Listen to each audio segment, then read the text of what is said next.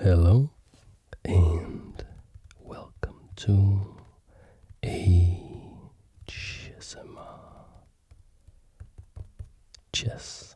In this video we will look at the Queen's Gambit for white and all the different things that black can hit you with and what you want to be doing against the different defenses and counterattacks that black can throw at you.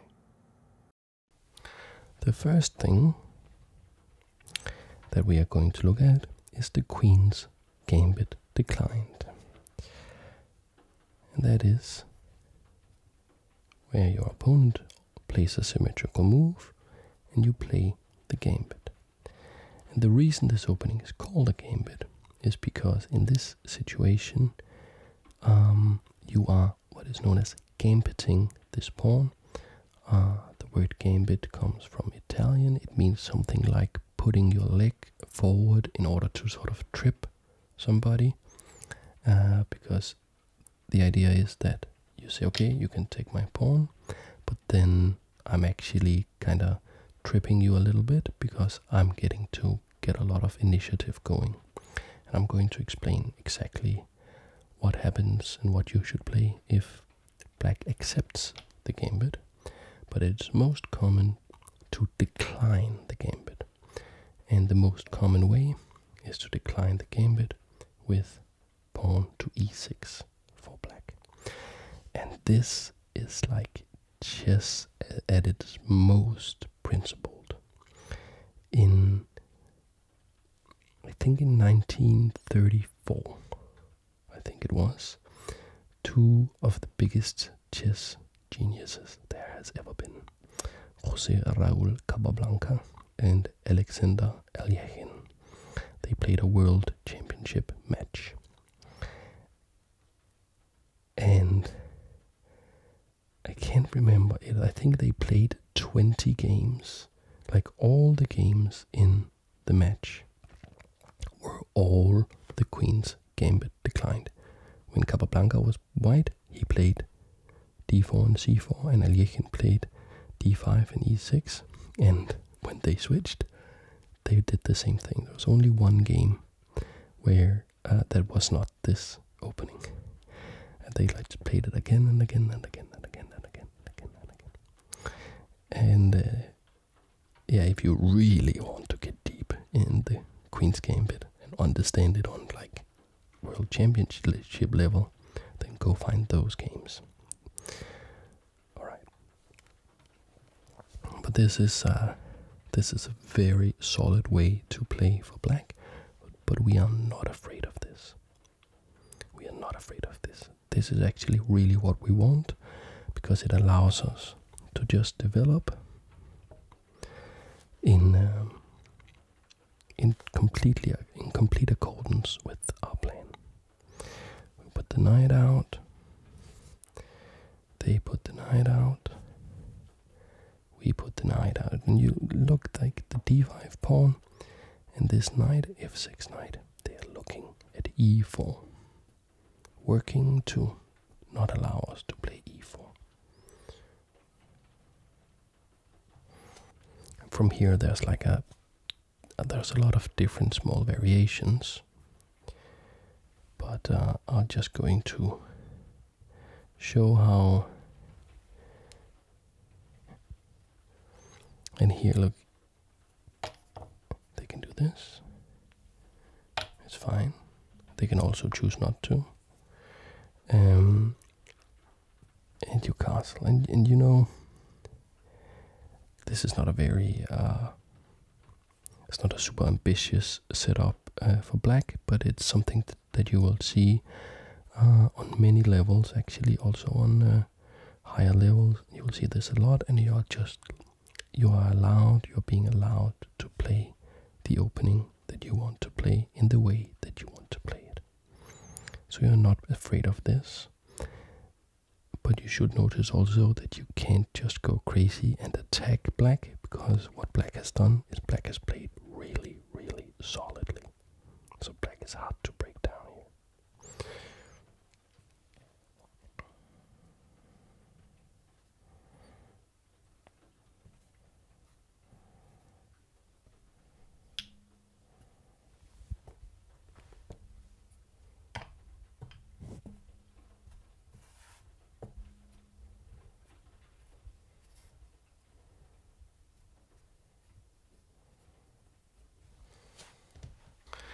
Then sometimes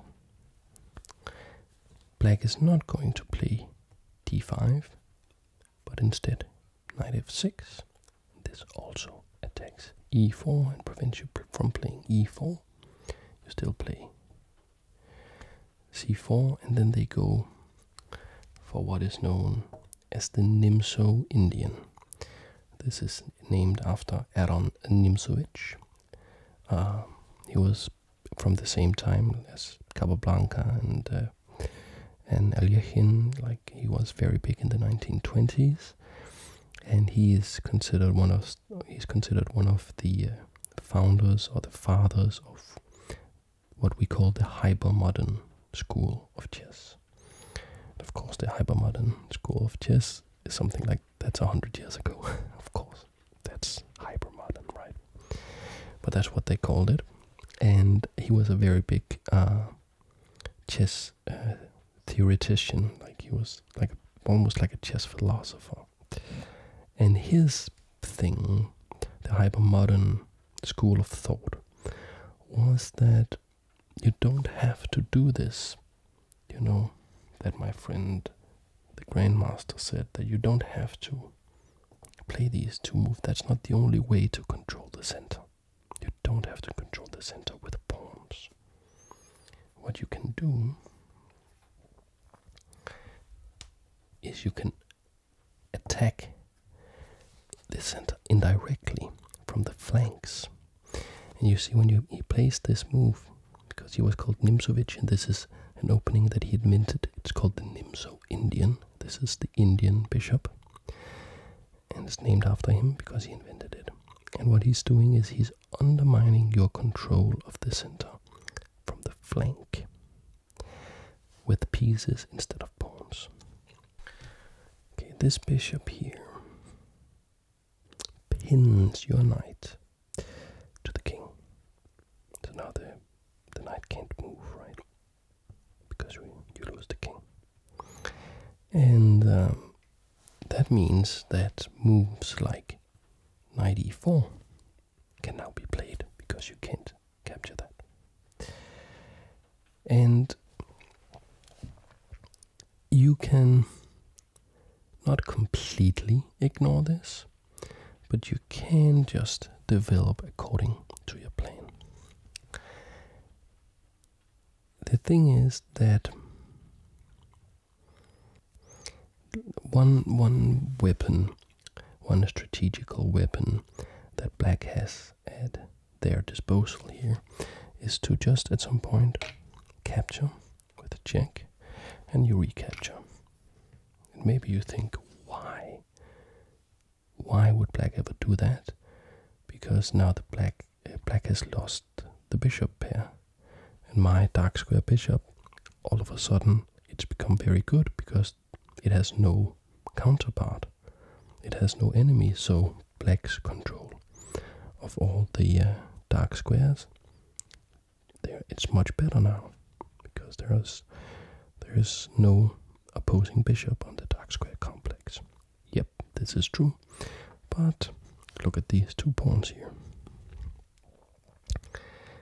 That could be a little bit of a problem for you. And it's known as doubled pawns. You can see they're actually so weak that it just fall. Okay, that was me. Shouldn't blame the poor pawn for me being a little bit clumsy. But anyways, you know, they can be a little bit clumsy, these guys. This guy can't move, and you know, and black can have some ideas on trying to attack that. Don't, you know, if this happens to you, don't panic. You know, you just go with the flow, go with your plan. Just know that black will probably try to play against these pawns.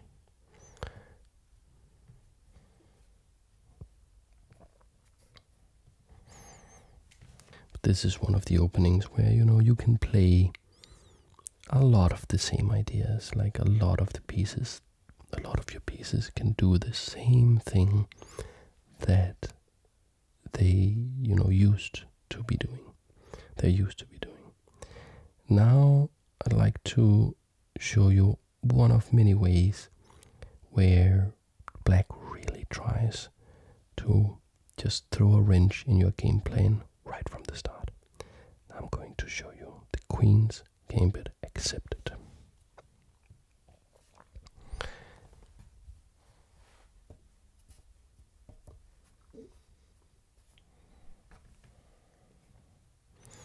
The Queen's Gambit accepted. D4, D5, C4, and they capture. Okay. And here there are two big moves. One is to play E4. This is a really good move. This is what Beth Harmon played in the Queen's Gambit in the beautiful game. I have a video on it. I have a video on that game. You can go watch it. But I will recommend actually that you play E3. Two reasons for this. One, it's in your familiar setup. It looks like all the other openings, all the other situations. So it looks like something that you are familiar with. And then there's a different, more subtle point that I'll show you in a little bit. So, when you play E3, you are attacking this pawn. And the right thing for black to do is just to play knight f6 or e6 or something like that, and just develop the game normally and just accept, okay, they didn't get to be ahead in material, they didn't get to be ahead with one pawn, they gave the pawn right back. And it's fine for black, and it's very fine for you, because you are just, you know, getting to play your opening setup, putting all the pieces where you want to. Anyway, no, where it gets really interesting is, and this will happen a lot, you will win a lot of games like this, is if black tries to keep this guy. Okay, that's where it's really happening. And if black tries to keep this guy, he will play, or she will play, or they will play, or it will play, if you're playing against the computer, b5, protecting the pawn. And here's our secret move that you need to remember, and that is that you need to undermine this. So the way that you should be thinking about this is that black is not allowed to keep this pawn. It is not good for black to have this pawn. There will always be a way to win this guy back. Okay. So what you want to do is you want to undermine this. Say, okay, you can't control this square. So you play a4. This has the point that if black doesn't do anything about it, you play here. Of course, you capture here. You now have a good open rook, a pawn that's controlling a lot of annoying squares for that's very annoying for black, and you are going to capture here next. So of course, black said A, and black is going to see B. Black is going to say B as well. So we need to defend this. But can you defend it like that? No. Just capture. And you capture the rook. So the trick here is that this pawn is actually pinned to the rook by the other rook. So you can't defend like this. Could you defend like this then? No. It's the same idea. Capture here. Right. They recapture. They really want to keep this structure. And do you remember that I said that there was a subtle point why we played pawn to e3 and not e4. Can you see why that would be? That is because we have a winning move here. And that move is queen to f3. And now black is done, black is toast. If the pawn would have been here on e4, we would not be attacking the rook, because it would be in the way, but now we are attacking the rook. And there's actually nothing really black can do. If you put the knight in the way, we capture, check. Then they will put the bishop here, block the check. Now you can't capture the rook, because now it's protected by the queen, but you just backed a knight, and you are just doing very well. You can go, for instance, here. Next you'll capture here with the rook, or you can also just, you say, the damage is done, so I guess I believe in. So, doesn't work to try to interpose the knight. We try to interpose the bishop, we also just capture that. So it's undefended, then they have to put the knight here to protect the rook again. It's the kind of the same deal, you're winning a piece. So, and trust me, you will win a lot of games like this. This is so common. So I just want to show you a little of some other variations, just so that you are sure that you know how to punish this. d4, d5, c4, d takes c, the queen's gambit accepted. You play e3, attacking it with the bishop. They play b5, you try to undermine, and now they protect with the bishop instead. Okay? You still takes. They recapture. And now queen here. It's not as good, you know, they can block like this, defended by the knight, win a tempo against the queen, doesn't work as well. So instead, you develop the knight. This attacks the bishop.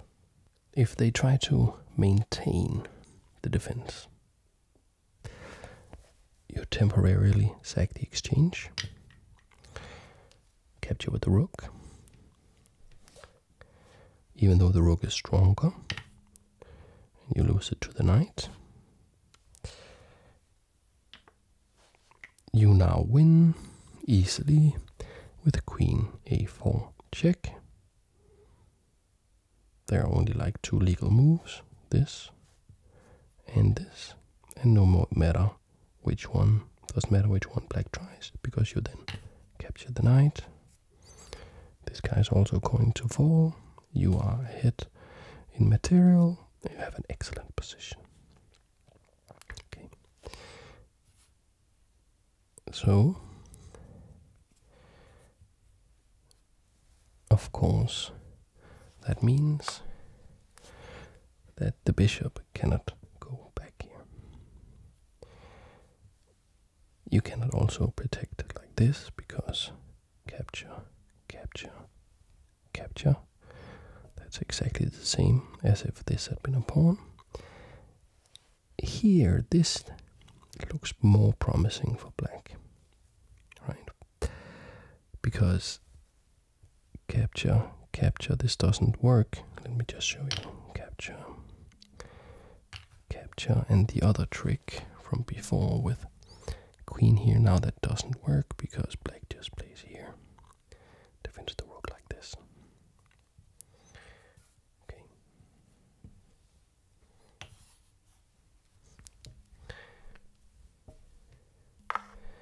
But instead you play b3. If they try to capture, you just capture, capture. You capture with the knight first, so that when you capture with the bishop, it's check. The the only move here, because you don't want to do this, you lose the queen. The move is this. You have a tremendous game here. For instance, just going to capture this back. Material equality has been restored. You have an active rook on an open file, active bishop, active queen. You're going to put this guy out in castle very soon. This guy can come out here and also attack down the center and just have an excellent position. So that's what you do against the queen's gambit. Accepted. Now let me show you something fun. Also a very nice way to win games, where you will win games in a short amount of moves. And you are going to win some games like this. Okay, so we discussed how after d4, black wants to take control of e4 so that you won't get your big center, the grandmaster center. And they could do it with d5 attacking e4. They can do it with knight f6 attacking e4. They can also play f5, what is known as the Dutch defense. The Dutch defense also attacks e4, prevents you from playing e4. Okay. And here I'm just going to show you something that's going to win you some games in a very satisfying way. A little bit diabolical maybe, but it's very satisfying. You can choose to just go with your plan, you can just go with all of this stuff. Normal Queen's Gambit setup stuff. You can choose to do that. But what you should be doing is you should play this thing, where you play bishop to g5. Maybe you are saying, why would you do that? And I'm going to show you. Because black will also say, why are you doing that? And black will think that they are really going to get you now. The correct move is knight f6. You just take and you play a normal game. But black will think, well, I played f4, and my idea with my opening that I have prepared at home, and that I have learned about, is that I attack e4, but when I use this pawn, I also get an advantage on this square, this side of the board. And I'm going to use that to trap your bishop. And here you should just act very confused when they play h6. You go back. And that's the last time that they can sort of get out of it. They should play this, and you should capture. But they're not going to. They will play g4. And they will really think that they are just going to get you now, because they think that they are trapping your bishop. And sometimes they will even look at you like with a little bit of pity. Oh, poor beginner, poor white player. You just lost the bishop right out of the opening because you played something weird. And here, it's good to look a little bit resigned when you play the move e3. Because this is just a great move and you are winning now. And the thing is that you are threatening, of course, to capture. When they recapture, you capture, you win, you get a nice bishop here and you win a pawn. And they can't really do anything about it.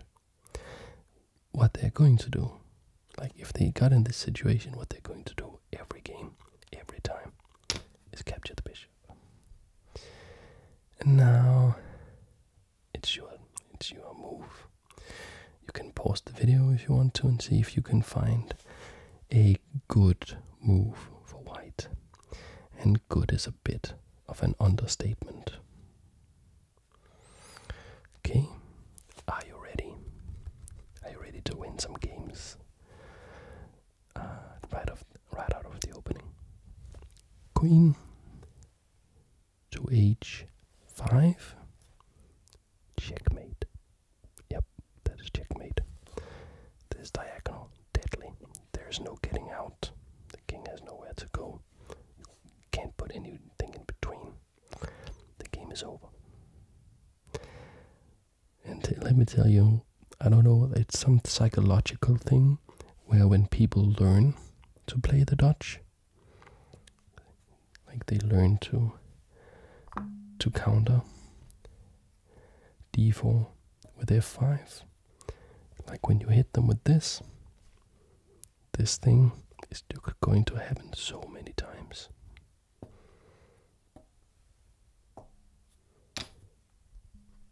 And checkmate. How does that feel? That's very nice.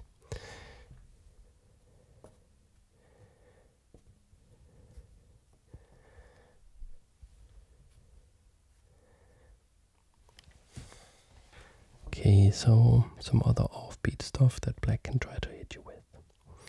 A very big one on the internet right now, something called the England Gambit. And it looks scary. It's not. You play d4, they play e5. Now, if you think about it, like of all the stuff that we have learned that black is so concerned with not letting you play e4 that they develop like entire opening systems with knight f6, with f5, with d5 to just make sure that you don't play e4, right? So would it really make sense if black could play the equivalent of e4, e5, when you have already done what they have been trying, what their entire opening systems are designed to prevent them? Like, would that make sense? It doesn't make sense. This gambit is losing for black. It's very bad, but black has some tricks in it. And I'll show you one of the tricks, the most common trick. The thing is, you take this, you capture this. Every time you capture this, it doesn't make sense. White has prevented, with the first move, prevented this. Black cannot get away with this, so you capture this. And here is what they will try to hit you with. They will play knight c6, attacking this. You just defend with the bishop. They will then attack with the queen. You will, this is serious. They will play this. It's a very common opening trick. You just have to know how to defend. You then defend with the knight. And here is the first part of the trick. They play queen to b4 check. This also attacks the bishop, so you can't play the natural knight c3 move because you lose the bishop. But you feel fine about this. You just interpose the bishop. You just interpose the bishop, it's no problem. Okay, they are then going to capture here. And what they are really hoping for is that you will play bishop to c3. And a lot of people do if they don't know how to react to this. And this is a losing move. It looks so cool because the bishop attacks the queen. The bishop is defended by the knight. The knight is defended by the rook, and the rook is defended by the bishop. There is like this cool circle of life going on here, but it's not a circle of life. It's a circle of resignation. Because after this move you're done, white is toast. Of course you cannot capture here, because you're pinned to the king. If you capture this, you lose your rook, and you will then capture the bishop maybe later. And then I actually played this, I'm a little bit ashamed to admit it, but I played this for black once, and my opponent played queen here, because their thinking was, when I capture here, I recapture, and I still have the circle of life. But yeah, queen f1 is checkmate. So how do you avoid this? Okay, I'll take it from the top, just to be sure that you can remember.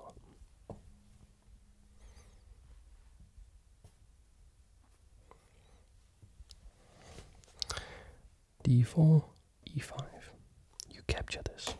You know, black is not allowed to do this. You capture that immediately. They attack. You defend. You could also first defend with the knight, doesn't matter. Queen, knight, check, block the check, and you capture. And here you don't play this. You play this. Okay, remember you are not down material because they gambited a pawn. So you won a pawn on move 2. So this pawn that they won here, you're not down a pawn, it's just equal. And look at the position. You have 2 knights developed, bishop developed, you're getting the rook developed soon, and they have 1 measly knight and an offside queen. Here they have 1 trick left, which is knight g4, knight b4, I mean.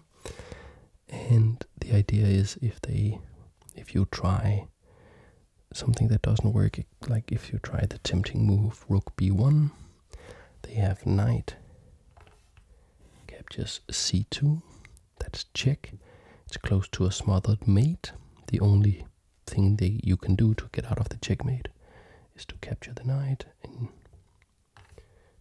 of course they then capture your queen and you're down a queen. You actually still have a little bit of play because you have so much going on, but it's not what you want to be doing. So now I show you the refutation of this dirty opening trick.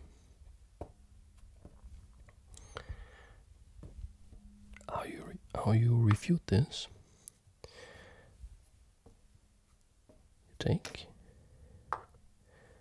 they attack, protect, attack, protect, check. All of this is the same. Here all of this is the same. And here you remember you don't play this. You play this. They go here. And there's a question. You have to defend this thing. How do you do it? Like that. Now you are defending there. So this doesn't work, you just capture with the knight. And this is what happens when you attack 16 pieces with 2 pieces. The 16 pieces work together and kick your hiney.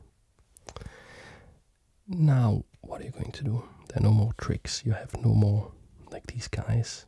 They're just behind. They're in the stables. The horses are in the stables still.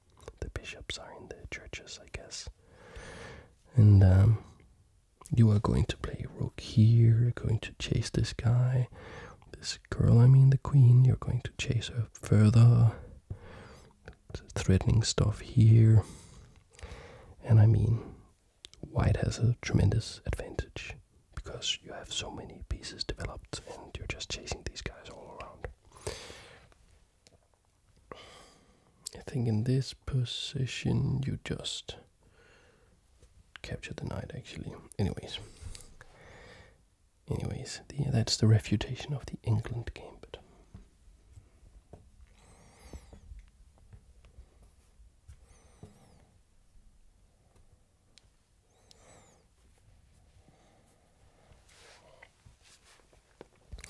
Then I would like to also just show a reason, like one of the reasons that this move e4 is so dangerous. Okay, so look at this. If they try to defend this, like they can play the Queen's Gambit declined. This is known as the Slav Defense, and all of this, you know, it's solid for black, and it's trying to maintain this pawn that is attacking e4. That's the whole theme of the opening. Some of your opponents will play knight f6, defending this. And you have to remember that c4 is actually attacking this, so you can take this. And when they recapture,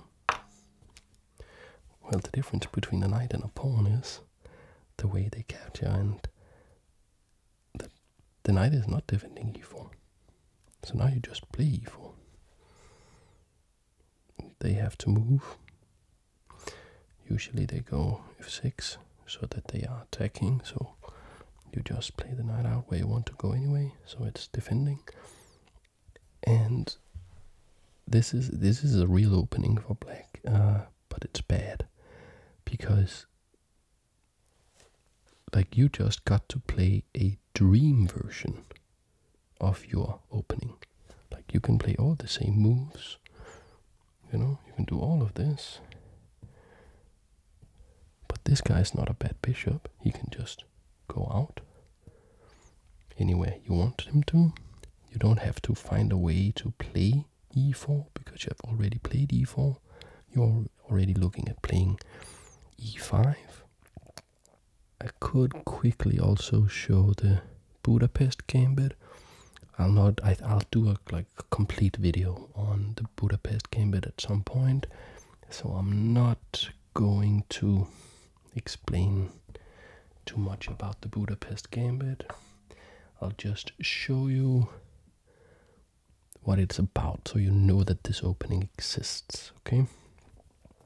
d4, d5, c4. It's not the Budapest Gambit at all. It's d4, knight f6.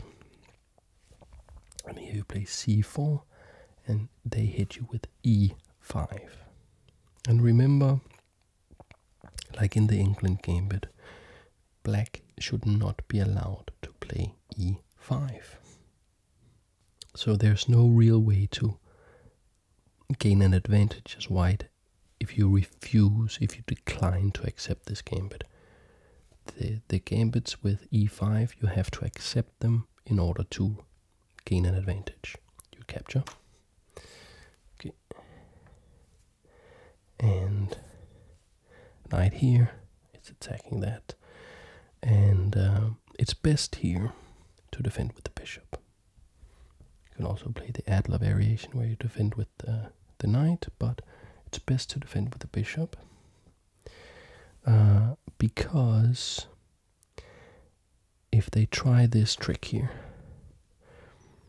with trying to go for a check here backed up by the knight, you can play e3 and your bishop is outside the pawn chain. It's a good bishop.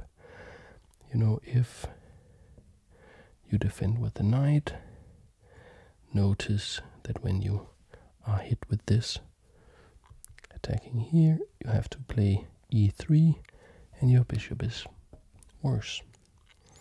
So that's why you first defend with the bishop.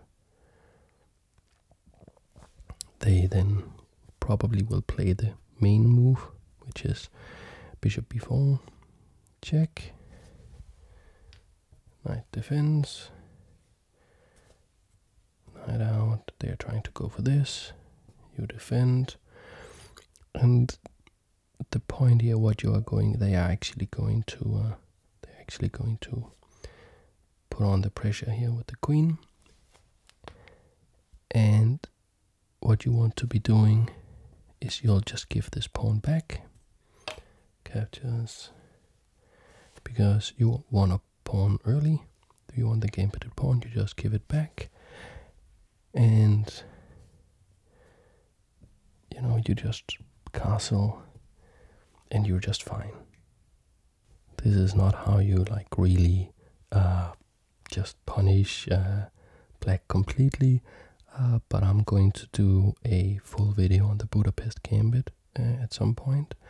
And with the Budapest Gambit, you just have to know, as white, you capture the pawn, the e5 pawn, then you play some defensive moves, you defend your pawn that you are ahead for some moves, and then ultimately you give it back and you just say, I have a fine position, I'm not going to hold on to that pawn forever, but I have developed my pieces and I have a castle king, and let's have a game of chess. Okay, so that's my introduction to the Queen's Gambit. Let's just put the main sort of system on the board. Let's say it's here, and here, and here.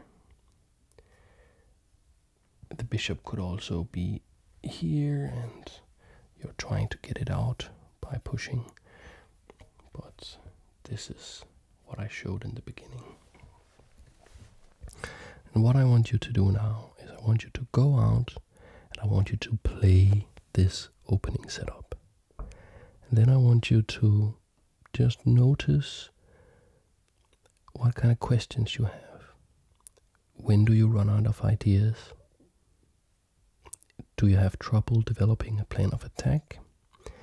Or is it more the case that you are being hit with something by black again and again and you don't know what to do, how to respond to that? You know, just find out what questions do you have, post them here in the comments, and I'll do a part 2 where I try to answer all of your questions. Thank you so much for watching. If you really want to support, you know, you can go and be a patron, keep the content flowing. Otherwise, thanks for watching. I hope I will see you in the next video. Bye. ASMR Chess out.